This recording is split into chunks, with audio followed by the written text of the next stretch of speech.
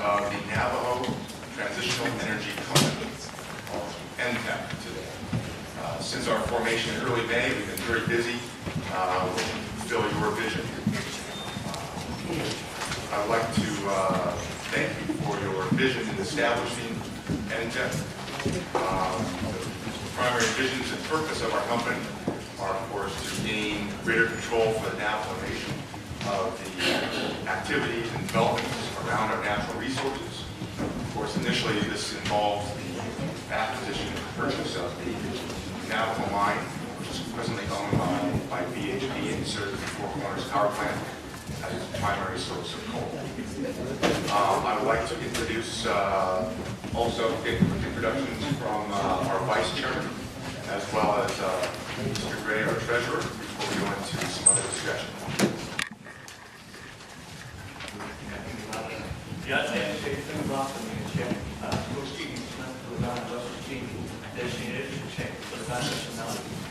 I am the Vice Chairman of NTEC.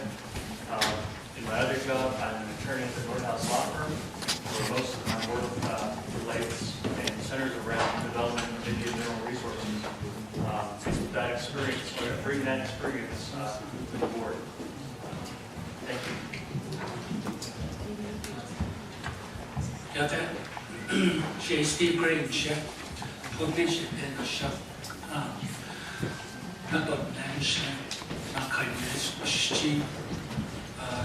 thank you very much, council members. We're very pleased to be here today to present to you several activities that have been going on up to date with the newly established NTEC.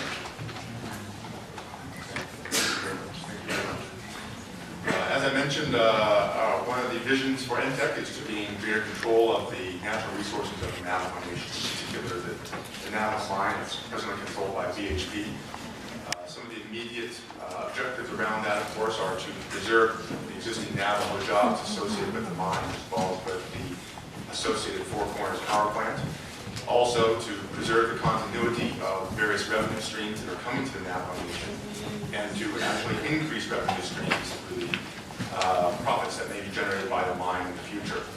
There's also to be a good steward of the land and the environment as it relates to various activities and resources with which we are involved.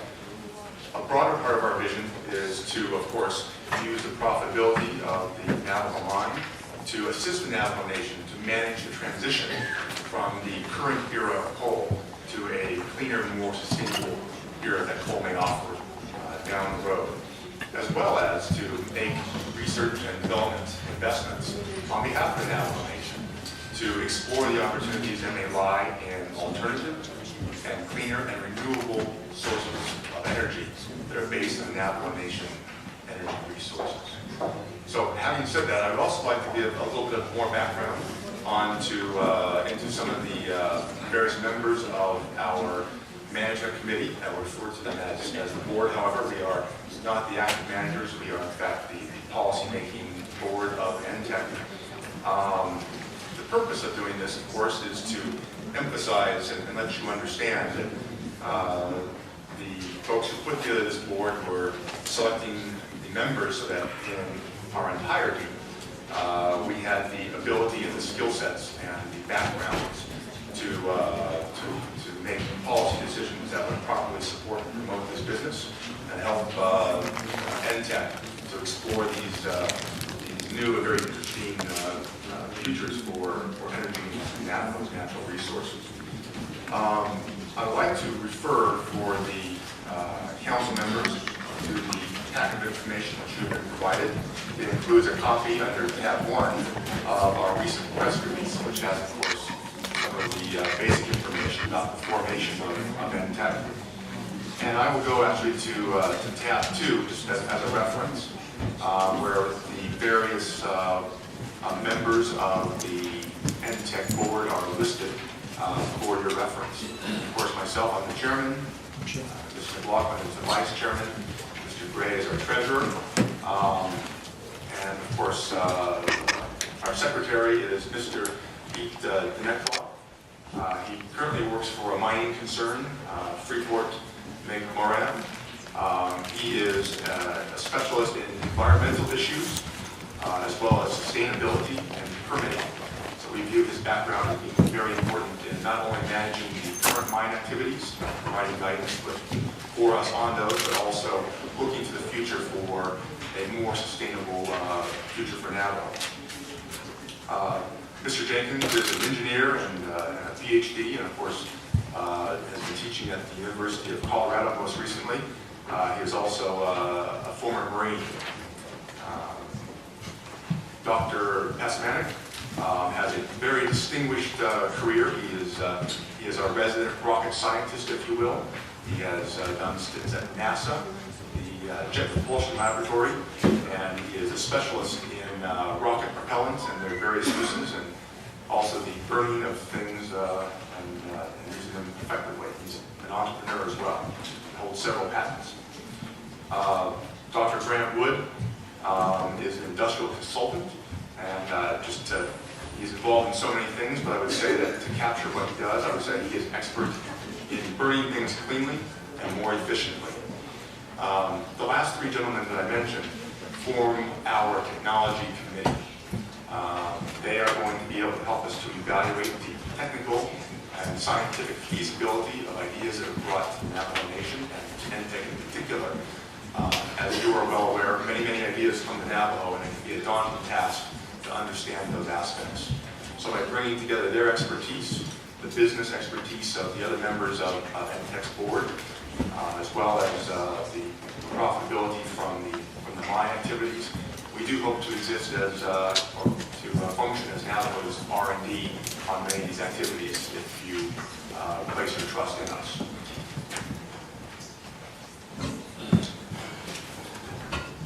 I'd like to note also, you're all aware that NTEC was formed in early May, of course by April vote of the council and signature by the president in May. We formed our board on the 18th of May, meeting at Nordhaus Law Firm in Albuquerque. And that's when our various billets were elected for various positions. Shortly thereafter, we also formed our Audit and Finance Committee, and we have also formed the Technology Committee as immediately necessary activities. At this initial board meeting, we also hired our interim Chief Executive Officer, our Managing Executive, Dr. John Grubb.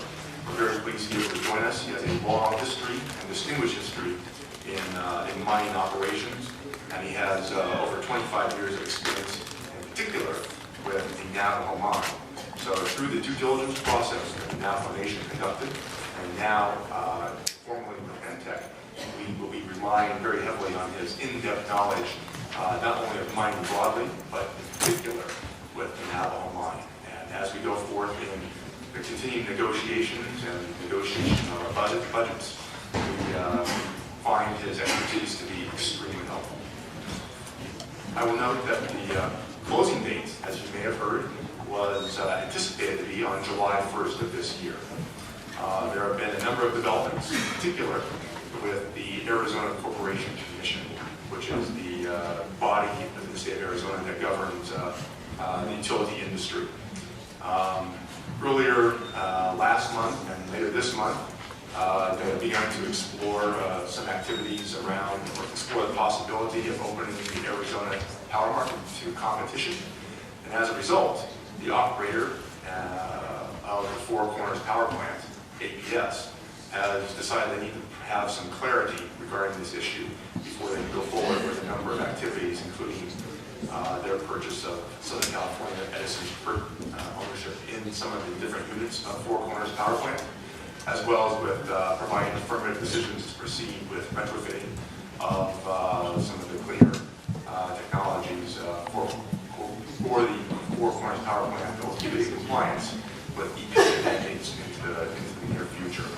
So based upon this, and we will obtain more clarity in the next 60 days or so, we are anticipating that the closing date may now have moved to somewhere between October 1st and December 31st. We may sign our documents prior to that.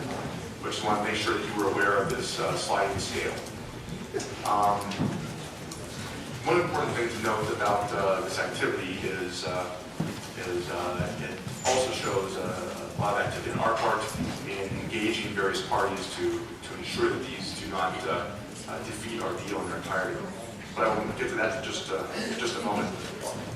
Our very first priorities, once we acquire the mine from BHP, will be to also sign coal supply agreements, two coal supply agreements that will enable us to be the primary or sole provider of coal to the Four Corners Power Plant through 2031, and also to sign a mine management agreement, whereby we will leverage the ongoing skills of BHP to help us manage the mine and effectively train us to run the mine for the next 3.5 years. Once those activities are completed, we will focus on being a reliable and dependable provider of coal to our current customer, Four Corners Power Plant, so they can ensure that they are going to be a dependable and reliable provider of power coal to their ratepayers as well as to the Southwestern Power Grid. As I mentioned, this board has been extremely active. We only have one employee, which is our CEO, and he's been very hard at work, and we greatly appreciate that. However, we also view that it is our mandate to be very actively engaged with all the parties concerned in order to foster trust and greater understanding, and to take an active role in all the key decisions that will be occurring both on Navajo and outside the regulatory and decision bodies. So to that effect, we have effectively engaged Arizona Public Service, APS. In fact, yesterday morning, our entire management committee and executive met with the senior management of APS. Without going into details, we had a lot of good sharing on various issues on how to address the ACC and different regulatory issues. But probably the greatest sign of the confidence that we instilled in them and the relationship that we're building is at the closing of our meeting, they invited us to join the next meeting of the owners of the Four Corners Power Plant to introduce ourselves and to help build that relationship and build trust amongst them. We have also established a relationship and line of communication with the Navajo Nation Investment Committee, as well as the Budget and Finance Committee. Approximately a week or so ago, we submitted a formal request for funding for the acquisition as well as for working capital purposes. We are going to be actively engaged with the Arizona Corporation Commission, so we are working to coordinate our points, our talking points and position with the Navajo Nation, as well as with APS, in order to effectively engage the commissioners, as we're permitted to under law, prior to their making decisions about how to proceed with this discussion about deregulating the Arizona power market. We're also actively engaged and have commenced discussions with the Executive Director, Marty Ashley, of the Navajo Tax Commission. As a Navajo entity, we believe it is our obligation, of course, to comply with Navajo law, and that includes Navajo tax law. So we are working with him to ensure that we have a proper understanding of which taxes will apply and in what amount, so that will not be an issue of question going forward, both for the Navajo Nation in terms of understanding which revenues will be coming to the Navajo directly through that mechanism, but also so we can understand the future profitability of NTEC, so we can begin to think about the use of funds, which I will address in just a moment. As Mr. Sosi also mentioned, Delegate Sosi mentioned, we're also engaged with the Resource and the Development Committee in informal discussions as well as on weekly updates, and we're more than happy to provide that weekly update to the full council. We are also, of course, engaged in communications with the President's office and various departments and divisions of his staff that are relevant to the activities that we're doing. So having said that, giving you some of those ideas of what we're talking about, of course, covered the point that we want to be Navajo's effective R&D arm in exploring new activities. We view part of our future as being also very actively engaged with other Navajo enterprises as appropriate, because certainly some of those enterprises bring some very, very important resources and skill sets and market presences in their area, in their field of expertise. But certainly one area that is critical to our thinking that we believe will, I think, set a new standard for enterprises is we're doing a lot of thinking about what do we do with our profits. Of course, you have mandated through our operating agreements that we will reinvest 10% of our profits into research and development of renewable and alternative sources of energy.